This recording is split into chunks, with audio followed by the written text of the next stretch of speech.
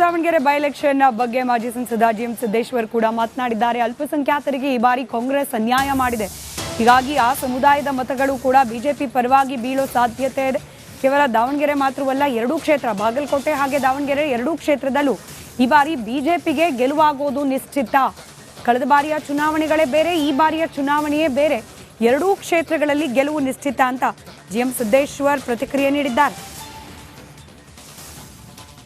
ನಮ್ಮ ಜೊತೆಗೆ ಮಾತನಾಡಲಿಕ್ಕೆ ಮಾಜಿ ಸಂಸದರಾಗಿರ್ತಕ್ಕಂಥ ಜಿಎಂ ಸಿದ್ದೇಶ್ವರ್ ಅವರು ಇದ್ದಾರೆ. ಅವ್ರನ್ನ ಮಾತಾಡ್ತೀನಿ. ಸರ್, ಇವತ್ತು ನಾಮಪತ್ರ ಅಂದರೆ ತಮ್ಮ ಪಕ್ಷದ ಅಭ್ಯರ್ಥಿ ಬರೋ ನಾಮಪತ್ರವನ್ನು ಸಲ್ಲಿಸಿದ್ದೀರಿ.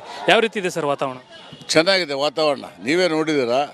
ಇವತ್ತೆಲ್ಲರೂ ಕೂಡ ಜನ ಭಾರತೀಯ ಜನತಾ ಪಕ್ಷದ ಅಭ್ಯರ್ಥಿಯನ್ನು ಗೆಲ್ಲಿಸಬೇಕು, ಕಾಂಗ್ರೆಸ್ ಸರ್ಕಾರದ ಮೇಲೆ ರೋಸ್ ಎತ್ತು BJP ಪಕ್ಷವನ್ನು ಗೆಲ್ಲಿಸಬೇಕು ಅಂತ ಸಂಪೂರ್ಣವಾಗಿ ವಿಶ್ವಾಸ ಇದೆ. ಅಂದರೆ ಈ ಚುನಾವಣೆ ಮುಂದಿನ 2028 ಚುನಾವಣೆ ಒಂದು ದಿಕ್ಸೂಚಿ ಅಂತ ಹೇಳ್ಬೋದು ಸರ್? ಗೆಲ್ತೀವಿ, ಮುಂದೆ ನೋಡೋಣ, ಇನ್ನೂ ಟೈಮ್ ಇದೆ. ಈಗಲೇ ನಾವು ಗೆದ್ದ ತಕ್ಷಣ ದಿಕ್ಸೂಚಿ ಅಂತ ಹೇಳಕ್ಕೆ ಬರೋದಿಲ್ಲ, ಒಂದು ಬಲ ಸಿಗುತ್ತೆ ನಮ್ಮ ಪಕ್ಷಕ್ಕಷ್ಟೇ. ಯಾಕಂದರೆ ಕಳೆದ ಬಾರಿ 3 ಕ್ಷೇತ್ರಗಳಲ್ಲೂ ಕೂಡ ಕಾಂಗ್ರೆಸ್ ಗೆಲುವು ಕಂಡಿತು. ಈ ಬಾರಿ ಈ 2 ಕ್ಷೇತ್ರಗಳು ನಾವೇ ಗೆಲ್ತೀವಿ ಅಂತ ಕಾಂಗ್ರೆಸ್ನವರು ಹೇಳ್ತಾರೆ. ಕಳೆದ ಬಾರಿ ಬೇರೆಯೇ, ಈ ಬಾರಿನೇ ಬೇರೆಯೇ. ಈಗ ಕಾಂಗ್ರೆಸ್ಸಿನ ವೈಫಲ್ಯದಿಂದ ಜನ ನಮಗೆ ಓಟ್ ಹಾಕ್ತಾರೆ. ಸರ್, ಒಂದು ಕಡೆ ಟಿಕೆಟ್ ವಿಚಾರದಲ್ಲಿ ಅಲ್ಪಸಂಖ್ಯಾತರಿಗೆ ಟಿಕೆಟ್ ನೀಡುವಂಥ ವಿಚಾರದಲ್ಲಿ ಕಾಂಗ್ರೆಸ್ ಸಾಕಷ್ಟು ಅನ್ಯಾಯ ಮಾಡಿದೆ ಅಂತಕ್ಕಂಥ ಆರೋಪ ಇದೆ ಸರ್. ಈ ಅಂದರೆ ಅವರ ಅನ್ಯಾಯ ಮಾಡಿರುವಂಥದ್ದು ಅಲ್ಪಸಂಖ್ಯಾತರ ಒಂದು ಈ BJPಗೆ ಪ್ಲಸ್ ಪಾಯಿಂಟ್ ಆಗ್ಬೋದಾ ಸರ್? ಅದೆಲ್ಲ ನಮಗೆ ಗೊತ್ತಿಲ್ಲ. ಮುಸ್ಲಿಂ ಬಾಂಧವರು ನಮಗೆ ಓಟ್ ಕೊಡ್ತಾರೆ. ದಾವಣಗೆರೆ ಬೈ ಎಲೆಕ್ಷನ್ ಬಗ್ಗೆ ಮಾಜಿ ಸಂಸದ ಜಿಎಂ ಸಿದ್ದೇಶ್ವರ್ ಕೂಡ ಮಾತನಾಡಿದ್ದಾರೆ. ಅಲ್ಪಸಂಖ್ಯಾತರಿಗೆ ಈ ಬಾರಿ ಕಾಂಗ್ರೆಸ್ ಅನ್ಯಾಯ ಮಾಡಿದೆ, ಹೀಗಾಗಿ ಆ ಸಮುದಾಯದ ಮತಗಳು ಕೂಡ ಬಿಜೆಪಿ ಪರವಾಗಿ ಬೀಳೋ ಸಾಧ್ಯತೆ ಇದೆ. ಕೇವಲ ದಾವಣಗೆರೆ ಮಾತ್ರವಲ್ಲ, ಎರಡೂ ಕ್ಷೇತ್ರ ಬಾಗಲಕೋಟೆ ಹಾಗೆ ದಾವಣಗೆರೆ ಎರಡೂ ಕ್ಷೇತ್ರದಲ್ಲೂ ಈ ಬಾರಿ ಬಿಜೆಪಿಗೆ ಗೆಲುವಾಗೋದು ನಿಶ್ಚಿತ. ಕಳೆದ ಬಾರಿಯ ಚುನಾವಣೆಗಳೇ ಬೇರೆ, ಈ ಬಾರಿಯ ಚುನಾವಣೆಯೇ ಬೇರೆ. ಎರಡೂ ಕ್ಷೇತ್ರಗಳಲ್ಲಿ ಗೆಲುವು ನಿಶ್ಚಿತ ಅಂತ ಜಿಎಂ ಸಿದ್ದೇಶ್ವರ್ ಪ್ರತಿಕ್ರಿಯೆ ನೀಡಿದ್ದಾರೆ. ನಮ್ಮ ಜೊತೆಗೆ ಮಾತನಾಡಲಿಕ್ಕೆ ಮಾಜಿ ಸಂಸದರಾಗಿರ್ತಕ್ಕಂಥ ಜಿಎಂ ಸಿದ್ದೇಶ್ವರ್ ಅವರು ಇದ್ದಾರೆ. ಅವ್ರನ್ನ ಮಾತಾಡ್ತೀನಿ. ಸರ್, ಇವತ್ತು ನಾಮಪತ್ರ ಅಂದರೆ ತಮ್ಮ ಪಕ್ಷದ ಅಭ್ಯರ್ಥಿ ಬರೋ ನಾಮಪತ್ರವನ್ನು ಸಲ್ಲಿಸಿದ್ದೀರಿ. ಯಾವ ರೀತಿ ಇದೆ ಸರ್ ವಾತಾವರಣ? ಚೆನ್ನಾಗಿದೆ ವಾತಾವರಣ, ನೀವೇ ನೋಡಿದ್ದೀರಾ. ಇವತ್ತೆಲ್ಲರೂ ಕೂಡ ಜನ ಭಾರತೀಯ ಜನತಾ ಪಕ್ಷದ ಅಭ್ಯರ್ಥಿಯನ್ನು ಗೆಲ್ಲಿಸಬೇಕು, ಕಾಂಗ್ರೆಸ್ ಸರ್ಕಾರದ ಮೇಲೆ ರೋಸ್ ಎತ್ತು BJP ಪಕ್ಷವನ್ನು ಗೆಲ್ಲಿಸಬೇಕು ಅಂತ ಸಂಪೂರ್ಣವಾಗಿ ವಿಶ್ವಾಸ ಇದೆ. ಅಂದರೆ ಈ ಚುನಾವಣೆ ಮುಂದಿನ 2028 ಚುನಾವಣೆ ಒಂದು ದಿಕ್ಸೂಚಿ ಅಂತ ಹೇಳ್ಬೋದು ಸರ್? ಗೆಲ್ತೀವಿ, ಮುಂದೆ ನೋಡೋಣ, ಇನ್ನೂ ಟೈಮ್ ಇದೆ. ಈಗಲೇ ನಾವು ಗೆದ್ದ ತಕ್ಷಣ ದಿಕ್ಸೂಚಿ ಅಂತ ಹೇಳಕ್ಕೆ ಬರೋದಿಲ್ಲ, ಒಂದು ಬಲ ಸಿಗುತ್ತೆ ನಮ್ಮ ಪಕ್ಷಕ್ಕಷ್ಟೇ. ಯಾಕಂದರೆ ಕಳೆದ ಬಾರಿ 3 ಕ್ಷೇತ್ರಗಳಲ್ಲೂ ಕೂಡ ಕಾಂಗ್ರೆಸ್ ಗೆಲುವು ಕಂಡಿತು. ಈ ಬಾರಿ ಈ 2 ಕ್ಷೇತ್ರಗಳು ನಾವೇ ಗೆಲ್ತೀವಿ ಅಂತ ಕಾಂಗ್ರೆಸ್ನವರು ಹೇಳ್ತಾರೆ. ಕಳೆದ ಬಾರಿ ಬೇರೆಯೇ, ಈ ಬಾರಿನೇ ಬೇರೆಯೇ. ಈಗ ಕಾಂಗ್ರೆಸ್ಸಿನ ವೈಫಲ್ಯದಿಂದ ಜನ ನಮಗೆ ಓಟ್ ಹಾಕ್ತಾರೆ. ಸರ್, ಒಂದು ಕಡೆ ಟಿಕೆಟ್ ವಿಚಾರದಲ್ಲಿ ಅಲ್ಪಸಂಖ್ಯಾತರಿಗೆ ಟಿಕೆಟ್ ನೀಡುವಂಥ ವಿಚಾರದಲ್ಲಿ ಕಾಂಗ್ರೆಸ್ ಸಾಕಷ್ಟು ಅನ್ಯಾಯ ಮಾಡಿದೆ ಅಂತಕ್ಕಂಥ ಆರೋಪ ಇದೆ ಸರ್. ಈ ಅಂದರೆ ಅವರ ಅನ್ಯಾಯ ಮಾಡಿರುವಂಥದ್ದು ಅಲ್ಪಸಂಖ್ಯಾತರ ಒಂದು ಈ BJPಗೆ ಪ್ಲಸ್ ಪಾಯಿಂಟ್ ಆಗ್ಬೋದಾ ಸರ್? ಅದೆಲ್ಲ ನಮಗೆ ಗೊತ್ತಿಲ್ಲ. ಮುಸ್ಲಿಂ ಬಾಂಧವರು ನಮಗೆ ಓಟ್ ಕೊಡ್ತಾರೆ. ದಾವಣಗೆರೆ ಬೈ ಎಲೆಕ್ಷನ್ ಬಗ್ಗೆ ಮಾಜಿ ಸಂಸದ ಜಿಎಂ ಸಿದ್ದೇಶ್ವರ್ ಕೂಡ ಮಾತನಾಡಿದ್ದಾರೆ. ಅಲ್ಪಸಂಖ್ಯಾತರಿಗೆ ಈ ಬಾರಿ ಕಾಂಗ್ರೆಸ್ ಅನ್ಯಾಯ ಮಾಡಿದೆ, ಹೀಗಾಗಿ ಆ ಸಮುದಾಯದ ಮತಗಳು ಕೂಡ ಬಿಜೆಪಿ ಪರವಾಗಿ ಬೀಳೋ ಸಾಧ್ಯತೆ ಇದೆ. ಕೇವಲ ದಾವಣಗೆರೆ ಮಾತ್ರವಲ್ಲ, ಎರಡೂ ಕ್ಷೇತ್ರ ಬಾಗಲಕೋಟೆ ಹಾಗೆ ದಾವಣಗೆರೆ ಎರಡೂ ಕ್ಷೇತ್ರದಲ್ಲೂ ಈ ಬಾರಿ ಬಿಜೆಪಿಗೆ ಗೆಲುವಾಗೋದು ನಿಶ್ಚಿತ. ಕಳೆದ ಬಾರಿಯ ಚುನಾವಣೆಗಳೇ ಬೇರೆ, ಈ ಬಾರಿಯ ಚುನಾವಣೆಯೇ ಬೇರೆ. ಎರಡೂ ಕ್ಷೇತ್ರಗಳಲ್ಲಿ ಗೆಲುವು ನಿಶ್ಚಿತ ಅಂತ ಜಿಎಂ ಸಿದ್ದೇಶ್ವರ್ ಪ್ರತಿಕ್ರಿಯೆ ನೀಡಿದ್ದಾರೆ. ನಮ್ಮ ಜೊತೆಗೆ ಮಾತನಾಡಲಿಕ್ಕೆ ಮಾಜಿ ಸಂಸದರಾಗಿರ್ತಕ್ಕಂಥ ಜಿಎಂ ಸಿದ್ದೇಶ್ವರ್ ಅವರು ಇದ್ದಾರೆ. ಅವ್ರನ್ನ ಮಾತಾಡ್ತೀನಿ. ಸರ್, ಇವತ್ತು ನಾಮಪತ್ರ ಅಂದರೆ ತಮ್ಮ ಪಕ್ಷದ ಅಭ್ಯರ್ಥಿ ಬರೋ ನಾಮಪತ್ರವನ್ನು ಸಲ್ಲಿಸಿದ್ದೀರಿ. ಯಾವ ರೀತಿ ಇದೆ ಸರ್ ವಾತಾವರಣ? ಚೆನ್ನಾಗಿದೆ ವಾತಾವರಣ, ನೀವೇ ನೋಡಿದ್ದೀರಾ. ಇವತ್ತೆಲ್ಲರೂ ಕೂಡ ಜನ ಭಾರತೀಯ ಜನತಾ ಪಕ್ಷದ ಅಭ್ಯರ್ಥಿಯನ್ನು ಗೆಲ್ಲಿಸಬೇಕು, ಕಾಂಗ್ರೆಸ್ ಸರ್ಕಾರದ ಮೇಲೆ ರೋಸ್ ಎತ್ತು BJP ಪಕ್ಷವನ್ನು ಗೆಲ್ಲಿಸಬೇಕು ಅಂತ ಸಂಪೂರ್ಣವಾಗಿ ವಿಶ್ವಾಸ ಇದೆ. ಅಂದರೆ ಈ ಚುನಾವಣೆ ಮುಂದಿನ 2028 ಚುನಾವಣೆ ಒಂದು ದಿಕ್ಸೂಚಿ ಅಂತ ಹೇಳ್ಬೋದು ಸರ್? ಗೆಲ್ತೀವಿ, ಮುಂದೆ ನೋಡೋಣ, ಇನ್ನೂ ಟೈಮ್ ಇದೆ. ಈಗಲೇ ನಾವು ಗೆದ್ದ ತಕ್ಷಣ ದಿಕ್ಸೂಚಿ ಅಂತ ಹೇಳಕ್ಕೆ ಬರೋದಿಲ್ಲ, ಒಂದು ಬಲ ಸಿಗುತ್ತೆ ನಮ್ಮ ಪಕ್ಷಕ್ಕಷ್ಟೇ.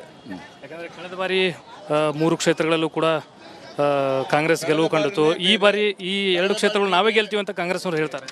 ಕಳೆದ ಬಾರಿ ಬೇರೆಯೇ, ಈ ಬಾರಿನೇ ಬೇರೆಯೇ. ಈಗ ಕಾಂಗ್ರೆಸ್ಸಿನ ವೈಫಲ್ಯದಿಂದ ಜನ ನಮಗೆ ಓಟ್ ಹಾಕ್ತಾರೆ. ಸರ್, ಒಂದು ಕಡೆ ಟಿಕೆಟ್ ವಿಚಾರದಲ್ಲಿ ಅಲ್ಪಸಂಖ್ಯಾತರಿಗೆ ಟಿಕೆಟ್ ನೀಡುವಂಥ ವಿಚಾರದಲ್ಲಿ ಕಾಂಗ್ರೆಸ್ ಸಾಕಷ್ಟು ಅನ್ಯಾಯ ಮಾಡಿದೆ ಅಂತಕ್ಕಂಥ ಆರೋಪ ಇದೆ ಸರ್.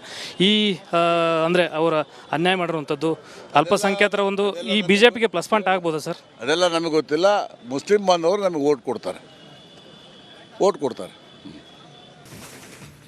ದಾವಣಗೆರೆ ಬೈ ಎಲೆಕ್ಷನ್ ಬಗ್ಗೆ ಮಾಜಿ ಸಂಸದ ಜಿಎಂ ಸಿದ್ದೇಶ್ವರ್ ಕೂಡ ಮಾತನಾಡಿದ್ದಾರೆ. ಅಲ್ಪಸಂಖ್ಯಾತರಿಗೆ ಈ ಬಾರಿ ಕಾಂಗ್ರೆಸ್ ಅನ್ಯಾಯ ಮಾಡಿದೆ.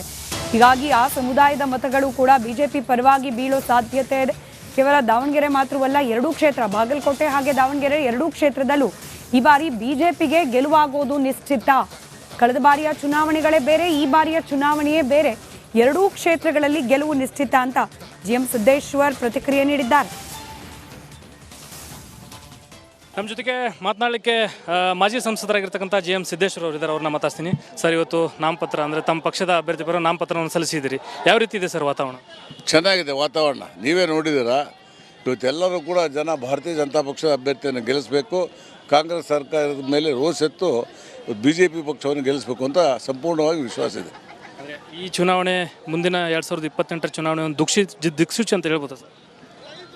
ಗೆಲ್ತೀವಿ, ಮುಂದೆ ನೋಡೋಣ, ಇನ್ನೂ ಟೈಮ್ ಇದೆ. ಈಗಲೇ ನಾವು ಗೆದ್ದ ತಕ್ಷಣ ದಿಕ್ಸೂಚಿ ಅಂತ ಹೇಳಕ್ಕೆ ಬರೋದಿಲ್ಲ. ಒಂದು ಬಲ ಸಿಗುತ್ತೆ ನಮ್ಮ ಪಕ್ಷಕ್ಕಷ್ಟೇ. ಯಾಕಂದರೆ ಕಳೆದ ಬಾರಿ 3 ಕ್ಷೇತ್ರಗಳಲ್ಲೂ ಕೂಡ ಕಾಂಗ್ರೆಸ್ ಗೆಲುವು ಕಂಡಿತು. ಈ ಬಾರಿ ಈ 2 ಕ್ಷೇತ್ರಗಳು ನಾವೇ ಗೆಲ್ತೀವಿ ಅಂತ ಕಾಂಗ್ರೆಸ್ನವರು ಹೇಳ್ತಾರೆ. ಕಳೆದ ಬಾರಿ ಬೇರೆಯೇ, ಈ ಬಾರಿನೇ ಬೇರೆಯೇ. ಈಗ ಕಾಂಗ್ರೆಸ್ಸಿನ ವೈಫಲ್ಯದಿಂದ ಜನ ನಮಗೆ ಓಟ್ ಹಾಕ್ತಾರೆ. ಸರ್, ಒಂದು ಕಡೆ ಟಿಕೆಟ್ ವಿಚಾರದಲ್ಲಿ ಅಲ್ಪಸಂಖ್ಯಾತರಿಗೆ ಟಿಕೆಟ್ ನೀಡುವಂಥ ವಿಚಾರದಲ್ಲಿ ಕಾಂಗ್ರೆಸ್ ಸಾಕಷ್ಟು ಅನ್ಯಾಯ ಮಾಡಿದೆ ಅಂತಕ್ಕಂಥ ಆರೋಪ ಇದೆ ಸರ್. ಈ ಅಂದರೆ ಅವರ ಅನ್ಯಾಯ ಮಾಡಿರುವಂಥದ್ದು ಅಲ್ಪಸಂಖ್ಯಾತರ ಒಂದು ಈ BJPಗೆ ಪ್ಲಸ್ ಪಾಯಿಂಟ್ ಆಗ್ಬೋದಾ ಸರ್? ಅದೆಲ್ಲ ನಮಗೆ ಗೊತ್ತಿಲ್ಲ. ಮುಸ್ಲಿಂ ಬಾಂಧವರು ನಮಗೆ ಓಟ್ ಕೊಡ್ತಾರೆ.